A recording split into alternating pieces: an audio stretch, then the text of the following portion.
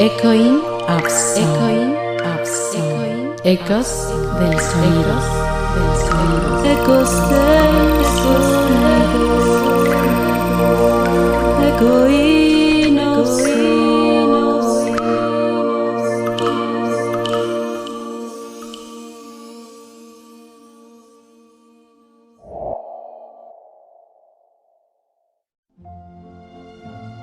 Ahora vamos a las experiencias que no son tan gratas, ¿verdad?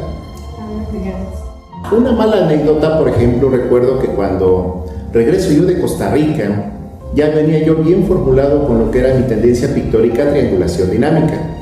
En aquel entonces yo trabajaba en el Centro de Artes Aplicadas, era maestro del área de muralismo y dibujo. Entonces aposté todo para realizar una serie de unas 10 obras aproximadamente, de formato mediano, y pues realicé unos trabajos pues muy bonitos, a mi parecer muy estéticos. Me gasté todo el dinero que tenía para enmarcarlos. Para aquel entonces yo en años anteriores había expuesto en la Galería Alberto Mizrachi, que está en Polanco. En aquel entonces se encontraba en el Hotel Nico. Había tenido una buena aceptación con las obras primarias que yo hacía cuando empezaba mi carrera, pero cuando formulo la triangulación dinámica, aventuro todo por aventar esa carne al asador y llevar nuevamente estas obras en esa galería, pero pues me gasté todo en taxi, por ejemplo, en comprar los marcos, en pagar muchas cosas que se requieren en el ámbito artístico, y cuando llego a la galería, sale la galerista y me dice, esas obras no sirven. Y yo, pero ¿por qué no sirven? Están muy estéticas. Me dice, porque están hechas en papel y no son óleos, esos no se venden. Entonces, pues, yo traté de hacerle entender, ¿verdad?, que eran obras muy bonitas, que sí tenían un cierto futuro prometedor en el mercado del arte. Entonces, pues, me rechazó. Entonces, algo que me dolió bastante fue de que, pues, yo ya no llevaba dinero en aquel entonces porque me había gastado todo en pagar el taxi, por ejemplo, en el enmarcado. Pues ahí me tienes de vuelta regresándome, ¿no? Como pude en el metro con mis 10 cuadros. Entonces, pues fue una experiencia dolorosa. Me echó prácticamente de su galería. ¿Y cuál fue la respuesta? Que un año después esas mismas obras triunfaron en París con el primer lugar a nivel mundial. Entonces ahí fue una especie de cosa opuesta y muy significativa, porque las obras que tiempo atrás me habían rechazado de una galería, un año después fueron una de las causales que me dieran la medalla de plata Montmartre 2015. Muy bien. ¿Cuál es su color favorito? Bueno, me gustan mucho los colores terrosos, los colores terciarios, pardos o cafés, por ejemplo, pero me he identificado en lo largo de mis épocas como pintor con el color azul. El color azul es el color del pensamiento, el color de la meditación, el color de la introspección personal. Por ejemplo, tenemos el caso de Picasso, ¿verdad?, que él tenía su época azul, y su época azul fue un detonante de la tristeza.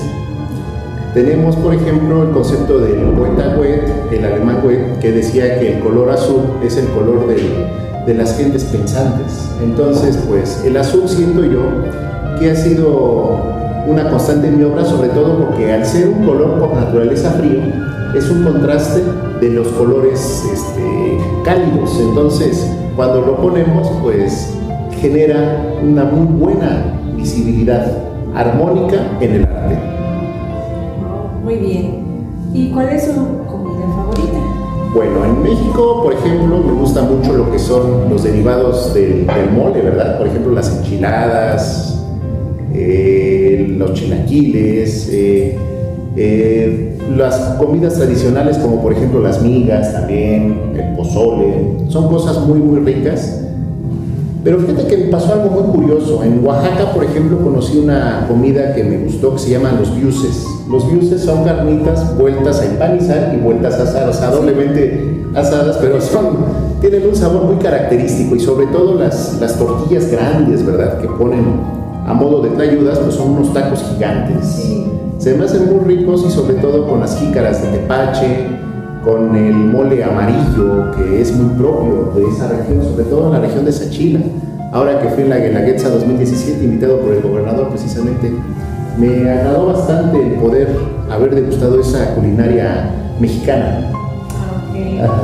Bueno, y ya que usted ha viajado a otros lugares, Sí.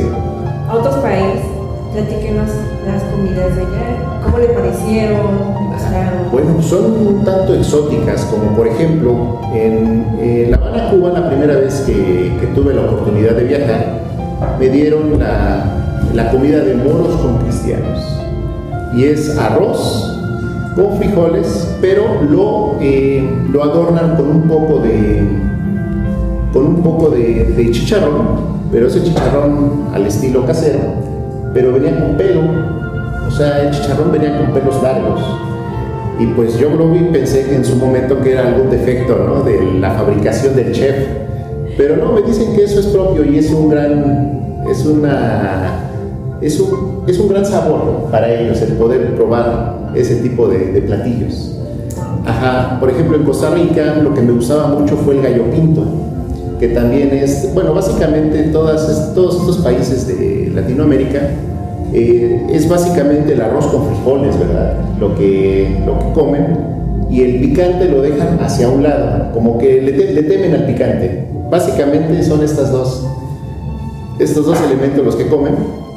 Y por ejemplo, en Europa, algo que comía yo bastante eran los caracoles. Los caracoles vienen como si fueran huevitos de codorniz, vienen en unos recipientes y vienen unos tenedores que en la parte del centro es más larga para que saques precisamente esos caracoles, y son muy ricos. Allá, por ejemplo, el vino se toma como si fuera agua en México, y ahí el vino lo toma todo el mundo, se compra en tetrapacks. Yo pensaba propiamente que el vino se vendía ya en botellas o cosas de esas, pero no, vienen en unas cajitas con una pequeña llavecita. Entonces, pues todo el mundo toma vino y champán. Son cosas como que muy, muy tradicionales y muy baratas de aquel lado. Ajá, así es.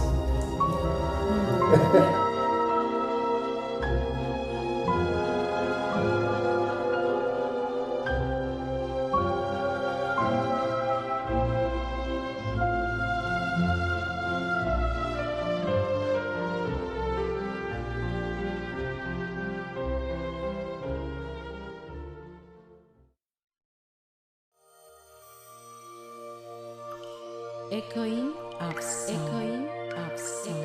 Ecos del sonido. Ecos del sonido.